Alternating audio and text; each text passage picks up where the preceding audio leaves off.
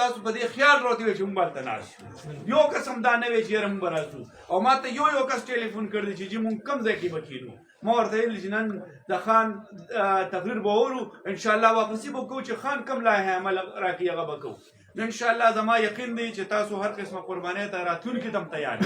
الیکشن سبا راځي الیکشن بل ورځ راځي یا الیکشن کال پس راځي د تحریک انصاف ورکر چې کوم دی د جذبه ځکه نه مان کیږي چې دی هر صحیح نه دته چې کوم دی حقایق معلوم دی د حقیقت نه دی دای نه چې دغه پی ډی ایم چې کوم دی په دې ملک باندې 75 سال حکمرانی وکړو نمبر واره لګولیو او په دې 75 سال کې نه زما هسپتال ټیک شو نه زما سکول ټیک شو نه زما استاد ټیک شو نه زما پټوار سیستم ټیک شو نه یو سیستم تاسو ماته غیش دوی ټیک کړل هغه کټی کول نو صرف خپل جایداد او خپل بچی او خپل لغې ټیک کول تاسو وګوره عمران خان هغه کس دی چې بهر خپل جایداد خرڅ کو دې ملک تراغه په دې ملک کې ځان له کور نه واغشتل په دې ملک کې اسو کړل دا هغه خلک دي چې د دې ملک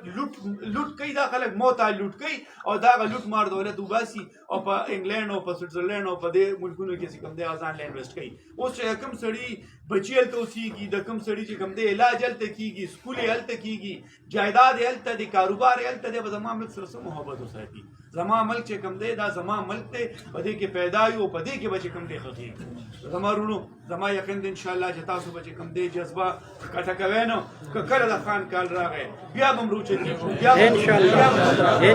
دویمه خبره ستاسو دا کومه چې کم خلک دا خبره کوي چې یار هغه خو چې کوم دی تاسو استعفاګانې ورکوي خو ډېره هغه خبر ده استعفا مړه نر سړی ورکولي چې ته بسې ورته هغه به چې مونږ چې کوم دی داسې لس امپیاشپ او داسې لس وزارتونه چې کوم دی د خان د یوې خبرې نه قربان شه دا د خان امانت دی که مونږ ولاړ یو که تاسو نن ولاړ یې دا د خان امانت دی چې خان کله وغواړي په پټو سترګو به د هر څه چې کوم دی ورکوو بله خبره دا ده چې مونږ که اقتدار دپاره جنګېدلو بس نن راسره اقتدار دی بس اقتدار کې به ناستو خان که د اقتدار دپاره جنګېده نو هغه خو دا 3 کاله نه او به راتلونکي 10 کاله کې هم چا نه وباسولی خو خان د اقتدار دپاره نه دی خان د دې ملک د ازادۍ دپاره راغلی دی مونږ چې دا ملک پکې چې کوم دی خرابېږي نو داسې وزارتونه او داسې امپیاشپ دا مونږ ته بالکل قابل قبول نه دی انشاءالله چې کله خان صاحب ووایي چې استعفا ورکړي استعفا به ورکړو انشاءالله اول خو به دا وي چې اسمبلي به کفیرې ټوټل ماته وکړي دې کې به انشاءالله دویمه خبره وي او دا خو هغه خلک دي تاسو ټول تر مریم نواز هغه بیان به یادي چې هغې وایي چې تاسو د پنجاب او د کې پي اسمبلي ماته کې مونږ به الیکشن وکړو نو نن ماته راځئ الیکشن وکړئ که نه ولې تښتئ چېرته او بل چې کوم دی د پیپلز پارټۍ هغه کس ووایي وایي نن د اسمبلۍ ماتې کړي او سبا به الیکشن وي هغه هم تښتي رانا ثناء الله ویلو وایي دا دواړه اسمبلۍ دې ماتې کړي نو موږ به چې کوم دی الیکشن وکړو نن درته مونږ راځه